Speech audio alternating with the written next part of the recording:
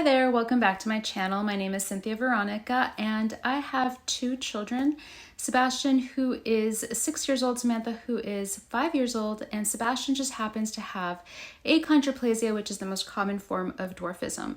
And in this video, I want to talk about siblings. Since my son has dwarfism and my daughter is average height, I often wondered when they were a little young how this dynamic would play out. There were so many things I wondered about. My children are still very young, but I have learned a lot from them so far. So here are 5 things that really surprised me about the sibling relationship between my children. Number 1, this one is kind of funny, but I was really surprised at how jealous my daughter would be of all my son's doctor's appointments and activities. She would say to me constantly, "Mommy, when is it going to be my turn to go to the doctor?" I've never considered the appointments fun. Depending on what it is, it can actually even be pretty rough to go through. For instance, sleep studies are generally very difficult for my son because there's all these wires and things that they put on his head and face and up his nose, and they expect him to sleep comfortably like that. What I have come to realize is that as rough as it is at times, it's actually kind of a bonding experience for me and my son.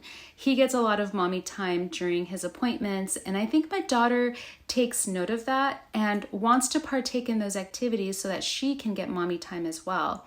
And it's not just appointments. My son is prone to ear infections, and he had an ear infection the other day, and my daughter was jealous of the antibiotics he was taking for his ear infection.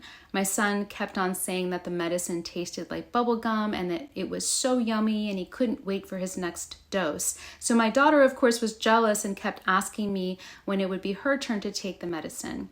Also, some of the therapies that my son does are actually fun: physical therapy, occupational therapy, and also hippotherapy. There were times when I would have to bring my daughter along to my son's hippotherapy session, and she would ask me, "Mommy, when will it be my turn to ride a horse?" Well, this is not for fun, this is therapy for Sebastian, but she sees it as fun and she really wants to ride horses. So the next thing that surprised me is how much opportunity my daughter would get because her brother has a disability.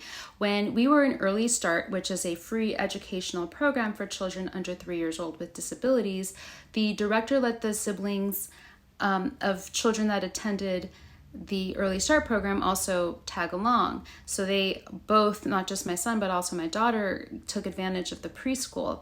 So it wasn't just my son that was learning to build social skills with his peers, but also my daughter being exposed to social skills also while getting along with other children and learning songs and playing games. Also, when it came time to enroll my son in preschool, we got into a school that is very hard to get into. Mark Zuckerberg's kids actually attended that school, and his younger daughter was in my daughter's class. And I feel like I could actually say that now, especially now that his children and my children also no longer attend that school. In occupational therapy, one of the therapists loved having siblings, and she allowed both of them to participate without charging extra. So it wasn't just my son that benefited from it, but also my daughter as well. And they both loved OT. When we stopped going to that therapist, both my children kept asking me when they would go again. They both got a lot out of it. Also, when my son was born, we were given a state of California Medi-Cal card, which I barely used since I have really good insurance.